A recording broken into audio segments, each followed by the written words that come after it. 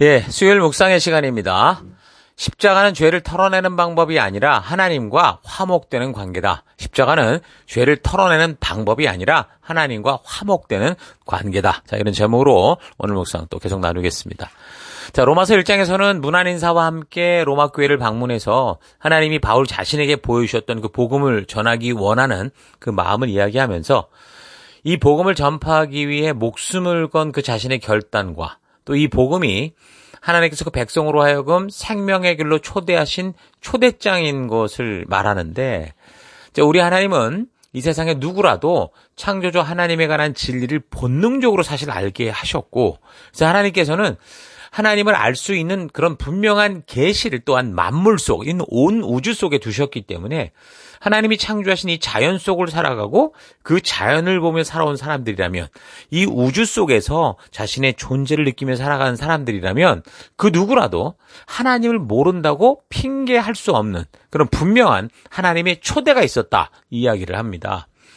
자, 그럼에도 불구하고 이 하나님의 부르심을 듣기 싫어하고 거역하고 자기의 욕심과 생각대로 살아가는 그런 사람들이 만들어낸 그 이 세상의 부패한 모습들이 과연 어떠냐, 그 현실을 이야기하는데, 그런 모습은 그 시대의 문제만이 아니라 사실 오늘 우리 시대도 다를 바 없는 그런 모습을 가지고 살아가는, 그때나 지금이나 다를 바 없더라는 걸 보게 되는 거죠. 많은 사람들이 자기만 욕심에 빠져 사는 게 아니라 그리고 다른 사람들까지도 그런 욕심, 자기가 그 죄에 빠져있는 그 구렁텅이로 끌어들이는 그 세상. 그러니까 그런 사람들은 하나님께서 영원히 죽게 될 것이라고 말씀함에도 그 길을 고집스럽게 가는 그런 사람들이라는 거죠. 자, 그래서 이 장을 이제 보면, 그런데 이제 이런 일들이 세상의 이야기만이 아니라 바로 교인인 너희들도 똑같이 좀 이런 모습을 살고 있다, 그런 얘기를 합니다. 그러니까 1장에서는 이방인들의 상태, 그들의 죄악된 그 현실을 이야기했다면 2장에서는 하나님의 선택을 받고 말씀을 맡았다라고 하는 열방의 제사장으로 부름받은 유대인, 믿는 자들 또한 세상과 다를 바 없는 그런 삶을 살고 있다라는 걸 지적하죠. 그러니까 우리가 교회 안에 있다고 괜찮은 게 아니고 우리가 행하는 삶에 따라서 심판을 받을 것이다, 그 얘기를 합니다. 2장 1절. 당신은 왜 그렇게 끔찍한 사람들 얘기만 합니까? 하고 여러분은 말할 겁니다. 그러나 돌려 생각하면 여러분 역시 그들과 동떨어진 사람들이 아닙니다. 그런 자들은 악한 사람들이니 마땅히 벌을 받아야 한다고 여러분이 말할 때 그것은 바로 여러분 자신을 가리켜 하는 말입니다. 여러분도 그와 똑같은 일을 저지르고 있으니 말입니다. 4절, 하나님께서 여러분에 대해 오래 참고 계시다는 것을 정녕 모르십니까? 아니면 그런 것을 생각조차 하지 않는 겁니까? 하나님께서 즉각 벌하지 않고 오래 기다려주시는 것은 단지 여러분이 죄에서 돌아설 시간을 주기 위한 것이다라는 걸 왜 모릅니까? 하나님께서는 여러분이 회개하기를 따뜻한 마음으로 기다리고 계시는 것입니다. 그러나 여러분은 귀를 기울이려고도 하지 않습니다. 마음이 강팍해져 죄에서 돌아서기는커녕 자기가 받을 무서운 벌을 쌓아 올리고 있을 뿐입니다. 하나님께서 정의의 심판관으로 온 세상을 다스릴 형벌의 날이 가까이 오고 있습니다. 하나님께서는 각 사람에게 그가 행한 대로 갚아주실 겁니다.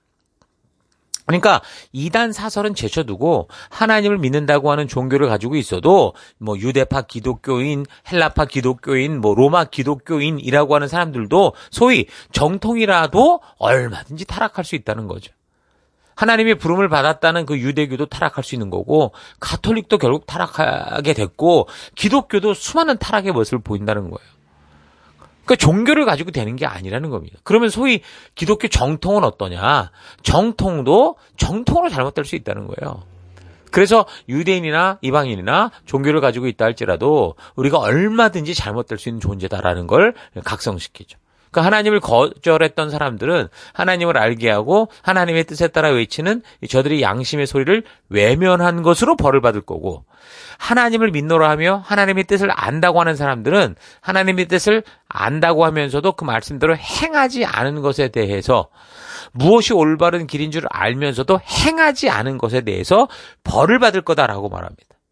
왜 이런 소리를 하냐면, 유대인들은 하나님께서 율법을 자기들에게만 주셨기 때문에 자기들과 하나님과의 관계는 아무 문제가 없고 자기들은 또 하나님의 그 특별한 친구라고 자랑하는 식의 그런 삶을 살고 있었기 때문입니다. 2장 18절.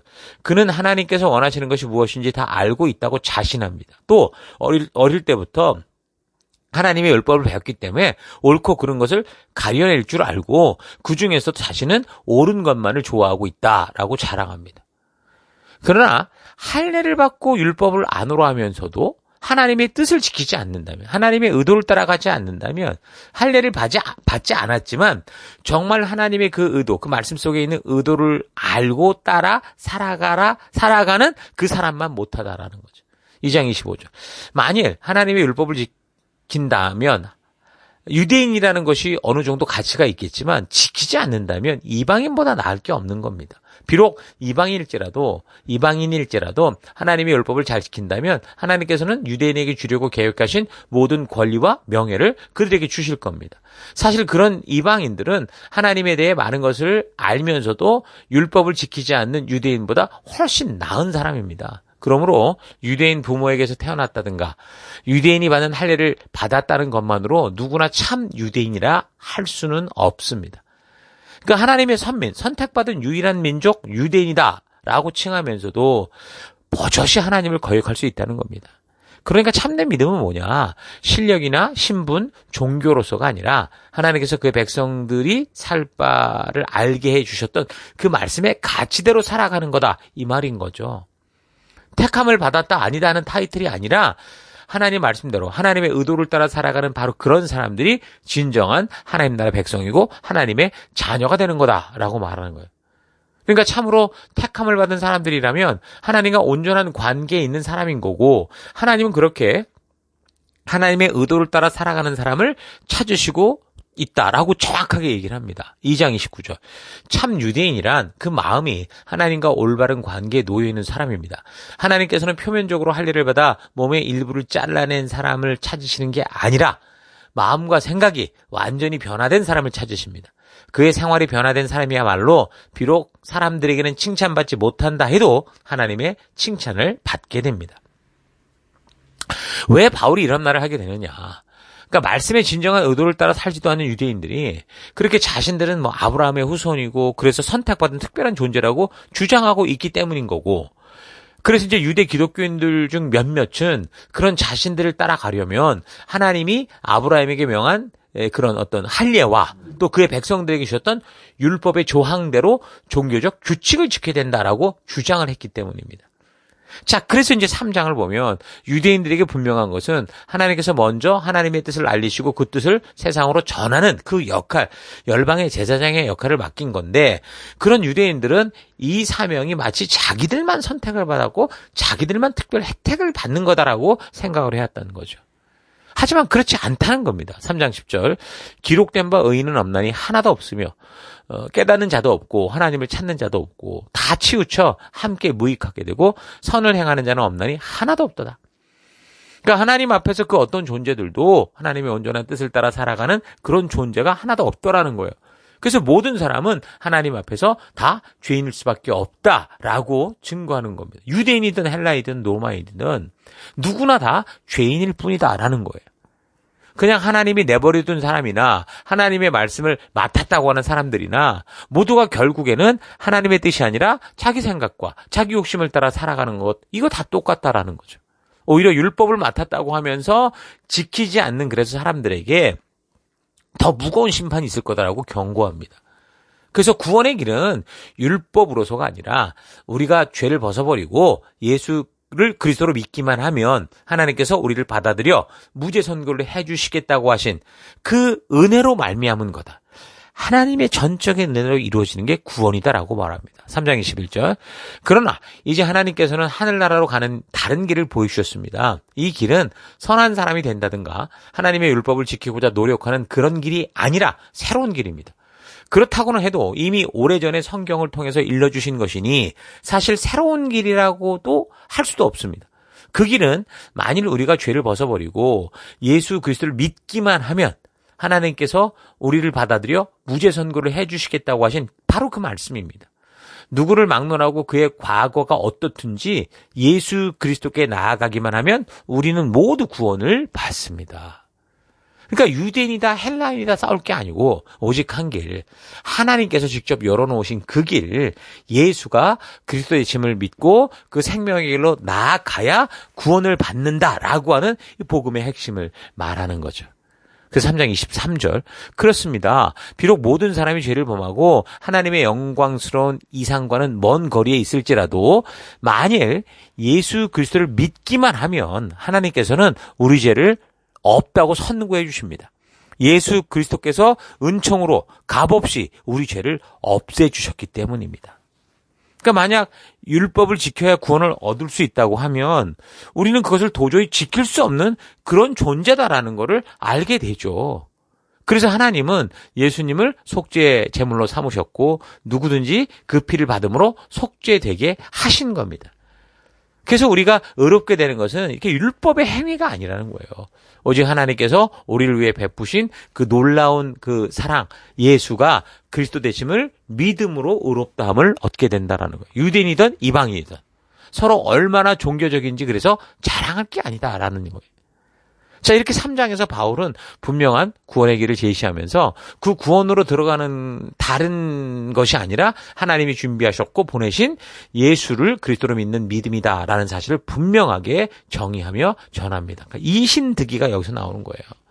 자, 그래서 4장에서 계속해서 그 믿음이 무엇인지를 설명을 하는데 우리의 출신이나 행위가 아니라 오직 믿음으로 말미암은 의, 그러니까 칭의, 그건 우리가 뭐 실력으로 얻어낸 게 아니라 의롭다 칭하심을 얻은 그걸 말하는 건데 그 확실한 예로서 유대인들을 누구라도 부정할 수 없는 그들의 조상 누굽니까?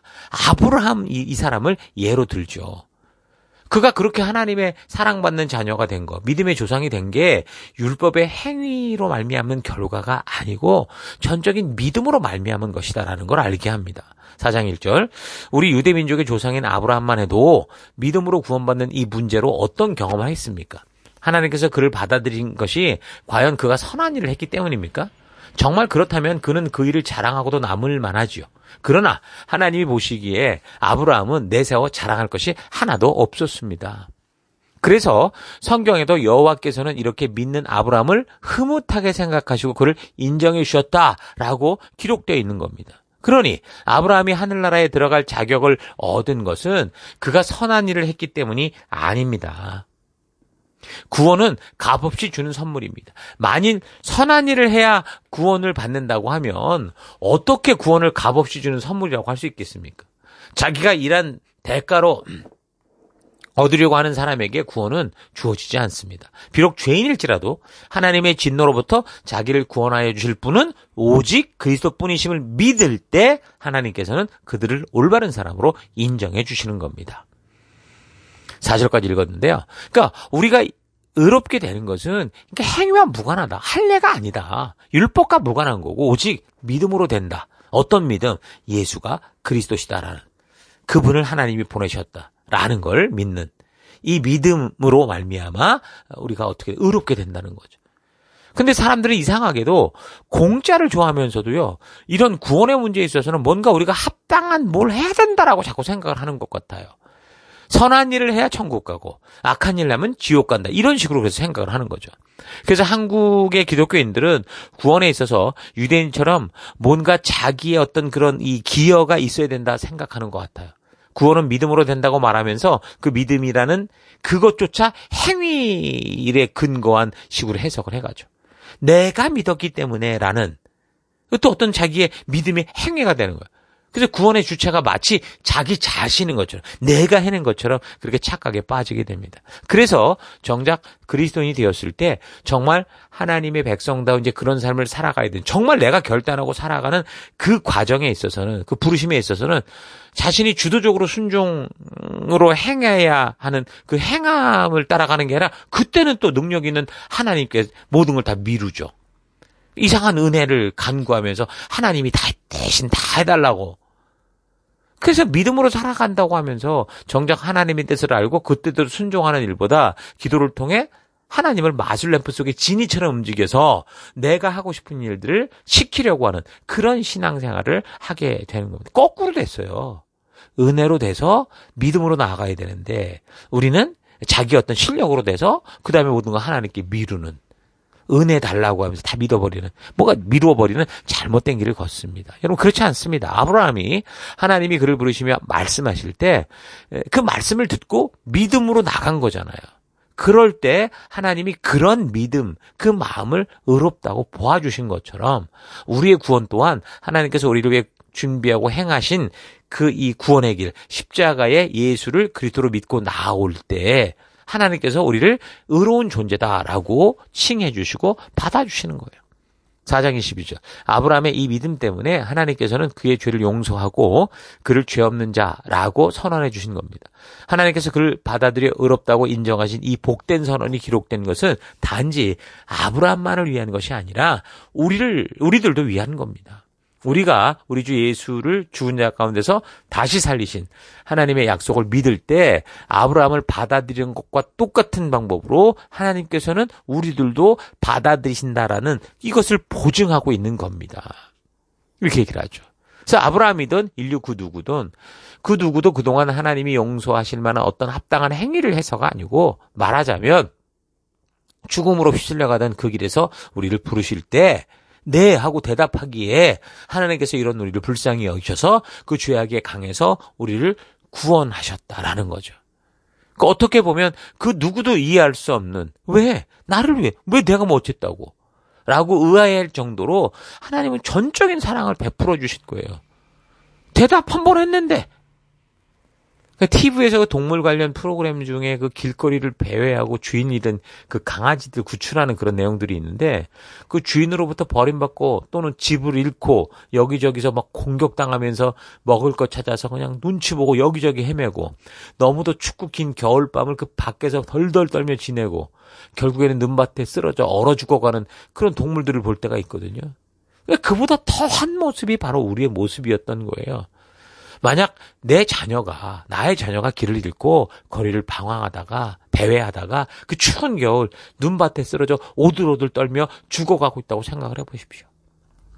예전에 들었던 예화 중에 하나, 6.25 전쟁 그 마지막 이 막바지 일사후퇴 때 어느 미군이 마지막으로 이제 철수하는 중에 다리 밑에서 아기의 처절한 울음소리를 듣고 이제 내려가 봤는데 그 추운 겨울 그 발가벗은 여자 하나가 웅크려 있는데 가보니까 이제 갓 태어난 지 얼마 안 된 그 자기 아이를 살리려고 그 여인이 그 갓 아이를 낳은 여인이 자기 옷을 다 벗어서 자기가 벗고 아기를 감싼 거예요. 그 웅크려 안고 결국 보호하다가 그렇게 얼어 죽은 거죠.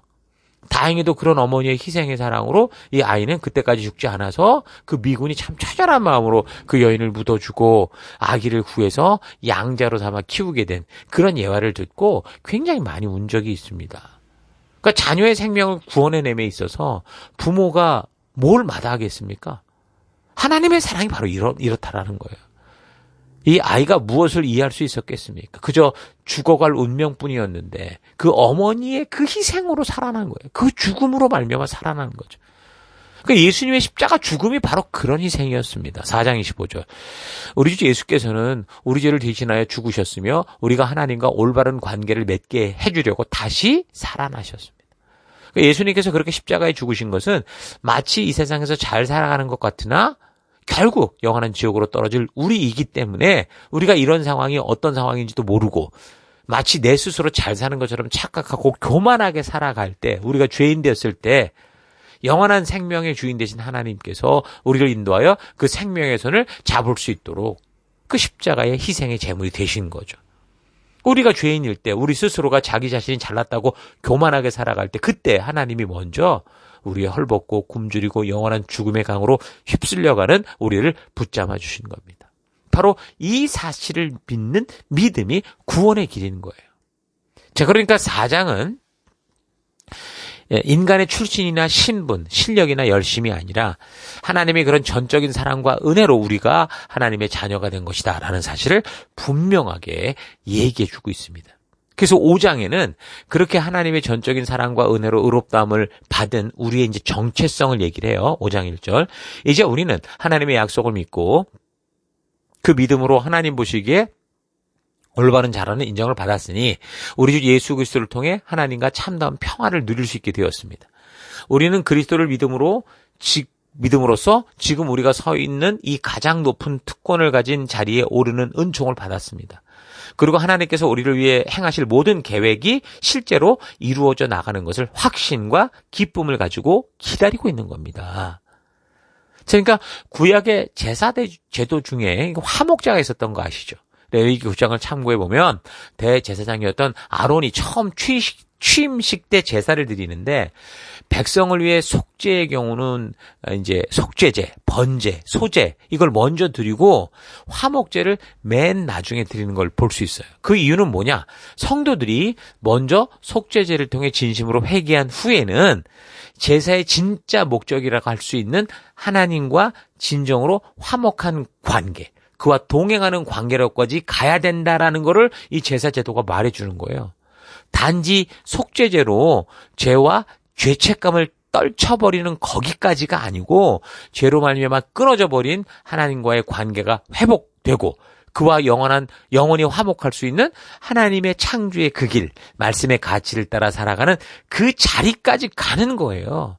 그냥 여기서 미안, 쏘리 이렇게 하고 마는 게 아니라고요. 그래서 더 이상의 죄악된 길을 고집하는 게 아니라 나를 창조하시고 나를 꿈꾸셨던 그 생명의 길, 말씀의 길로 나아가는 것까지가 이제 진정한 예배요, 진정한 제사라는 거죠.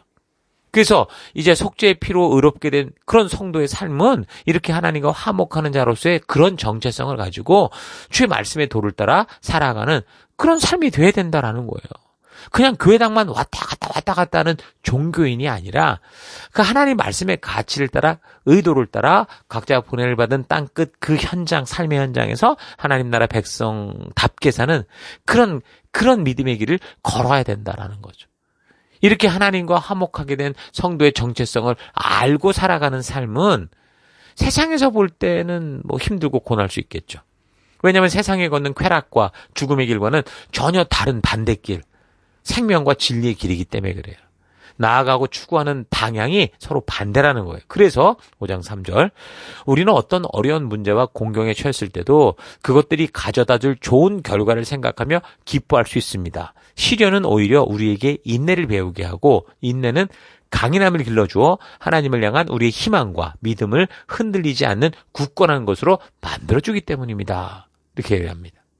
그러니까 구원받았다고 죄 탈탈 털고 구름 타고 다니면서 자기가 원하는 대로 소원이 이루어지는 게 아니고 우리가 하나님과 화목하게 되어서 그의 백성답게 하나님이 창조하셨던 그 창조의 그 꿈 따라 말씀의 가치대로 이 땅을 살아갈 때 그 이 세상에선 대로가 아니라는 거예요. 오히려 좁은 길, 그 환난의 길로 가더라는 거죠. 그래서 그 환난을 인내하고 말씀을 따라 생명의 길로 걸어가는 하나님 나라 백성다운 삶을 살아가는 게 바로 성도의 삶의 이유요, 존재의 이유요, 이 땅에서 우리가 걸어가야 할 길이다라는 걸 알게 하는 겁니다. 그러면서 하나님께서 우리를 어떤 자격이 되어 구원해 주신 게 아니라 우리가 죄인 되었을 때에 아무런 쓸모없는 그때에 이미 말했던 것처럼 마치 태어나자마자 버림받아 죽을 운명에 처한 우리를 불쌍히 여기셔서 우리를 구원하기 위해 먼저 자신의 목숨을 주어 그 사랑을 베풀어 주셨다라는 사실을 말합니다. 5장 6절 우리가 피할 길 없는 궁지에 빠져있던 바로 그때 그리스도께서 오셔서 당신에게는 아무 쓸모도 없는 우리 죄인을 위해 죽으셨습니다. 설령 우리가 선한 사람이라고 할지라도 누군가가 우리를 위해 죽는다는 것은 기대할 수 없는 일입니다. 그런데도 죄인인 우리를 위해 하나님께서는 그리스도를 보내셨고 그리스도께서는 우리 대신 죽어 하나님의 그 깊은 사랑을 우리에게 보이셨습니다. 그러니까 그렇게 바로 내 죄악으로 죽을 나를 위해 희생의 제물이 되어주신 분이 바로 예수 그리스도다라는 사실. 그게 복음의 핵심이다라는 걸 얘기를 하는 거예요. 그래서 5장 10절. 우리가 하나님의 원수였을 때도 그 아들의 죽음으로 하나님께로 되돌아오게 하셨으니 우리가 하나님의 친구가 되고 하나님께서 우리 가운데 살아계시는 지금에야 얼마나 더 큰 복이 우리를 위해 준비되어 있겠습니까? 이제 우리는 하나님을 섬기는 기쁨을 누리게 되었습니다. 이 모든 것이 우리를 하나님의 친구로 만들어 주려고 우리 죄를 대신해 주신 예수 그리스도의 덕분인 겁니다. 자, 이런 말씀을 읽을 때 단지 우리가 죽을 뻔하다가 살아나게 되었다라는 이런 정도가 아니라 하나님께서 우리의 바른 정체성을 알게 하시기 위해 어떤 일을 하셨는가를 기억하고, 그래서 우리는 성도로서의 존재가 얼마나 중요한지, 성도의 정체성을 바르게 가지고 있는 게 얼마나 중요한지 깨달아야 되는 거예요. 그래서 우리에게 그런 바른 성도의 정체성을 주시기 위해 우리 주 예수 그리스도께서 행하신 일이 과연 우리에게 어떤 의미가 있고, 하나님께서 예수 그리스도를 보내셔서 하게 하신 그 일이 어떤 일이었는가 알게 되는 거죠. 자, 한마디로 우리의 조상 아담이 모든 인류를 죄악과 죽음의 길로 빠뜨렸다면, 우리 예수님은 그 죽음의 길에서 생명의 길로 돌아설 유일한 길, 오직 길이요 진리요 생명 대신 그 길을 열어주셨다라는 거. 이 복음을 계속 사도 바울이 반복해서 얘기를 하는 겁니다. 5장 15절. 인간의 죄와 하나님의 용서 사이에는 얼마나 큰 격차가 있습니까? 아담은 자기 죄로 많은 사람을 죽음에 이르게 했습니다. 그러나 예수 그리스도께서는 하나님의 은총으로 많은 사람에게 용서를 가져다 주셨습니다. 아담이 저지른 한 번의 죄가 많은 사람에게 죽음의 형벌을 가져다 준 반면에 그리스도께서는 값없이 많은 죄를 용서해 주실 뿐만 아니라 영광스러운 생명까지 주십니다. 아담이란 한 사람의 죄로 죽음은 모든 사람을 지배하게 되었으나, 그러니까 아담이란 한 사람의 죄로 죽음은 모든 사람을 지배하게 되었으나 예수 그리스도에 의해 하나님의 용서와 무죄 선언이라는 선물을 거저받고 모두 생명을 다스리는 임금이 된 겁니다. 그렇습니다. 아담의 죄는 모든 사람에게 형벌을 가져왔으나 그리스도의 의로우심은 사람들을 하나님 앞에서 올바른 사람으로 만들어 길이 살게 하신 것입니다. 5장 19절. 아담은 하나님께서 불순종하여 많은 사람을 죄인으로 만들었지만 그리스도께서는 하나님께 순종하여 많은 사람을 의로운 사람으로 만드셨습니다. 그러니까 바울은 이렇게 아담과 그리스도를 비교하면서 아담이 온 인류가 지옥으로 가는 길로 이끈 그런 결정적인 인물이었던 것처럼 예수님은 온 인류가 생명의 길로 나아갈 방향을 바르게 되돌이키는, 모든 인류를 하나님께로 돌아오게 하는 하나님이 보내신 메시아, 구세주, 그리스도다라는 사실을 말해주는 것. 그게 5장의 이야기입니다. 오늘 나눈 묵상의 내용을 통해서 여러분, 우리가 믿음으로 하나님의 자녀가 되었다는 이 사실, 그 무엇보다 그 화목하는 길로 우리를 이끌기 위해 예수님이 자신의 생명을 주셨다는 이 사실 잊지 마시고, 이 시대에 그런 소중한 생명을 얻는 성도답게, 생명을 얻은 성도답게 하나님이 그 백성들에게 주신 이 하나님 나라의 법도와 규례와 명령의 가치를 따라 하나님의 나라를 이루어가는 여러분과 제가 되기를 바랍니다. 그래서 오늘 하루 나는 예수를 믿고 살아가는 것이 단지 죄의 문제를 해결하고 그냥 죄를 짓지 않으며 살아가는 거고 그저 예배에 정기적으로 참석하고 봉사하는 것이라고 생각하며 살아오진 않았는지 되돌아보십시다. 예수를 믿는다는 것은 우리를 위해 목숨을 주셔서라도 죄의 문제를 해결하여 결국 하나님과 자녀된 관계로 회복하셔서 하나님이 창조하시며 기뻐하셨던 하나님과 더불어 살며 동행하는 삶을 살아가는 천국 백성다운 삶을 이 땅에서 살아가는 거예요.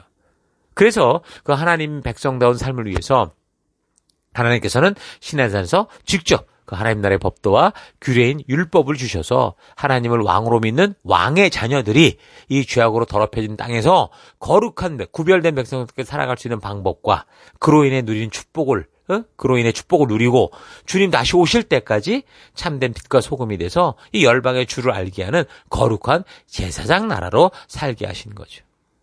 자, 그런 약속을 유대 이스라엘이 처음 맡았지만 저들은 결국 그 약속을 다 떠났고 자기가 원하고 기대하고 자기가 하고 싶은 길로 가버렸고 이제 예수 그리스도로 말미암아 그를 믿는 자, 남은 자, 교회에게 그런 사명, 거룩한 제사장 나라답게 사는 삶이 주어진 겁니다.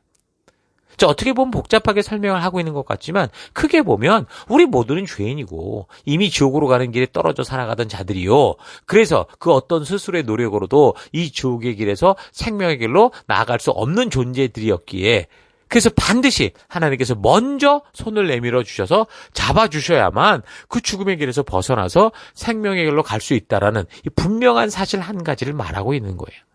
이 한 가지 유일한 생명의 길을 위해서 예수님을 이 땅에 보내셨고 그를 저주받을 십자가에 못 박아 죽게 하심으로 우리의 죄를 도말해서 오직 그 주 예수 그리스도를 하나님의 아들이요 하나님의 언약의 성취이심을 믿음으로 천국 생명의 길로 돌아오게 하시는 거죠.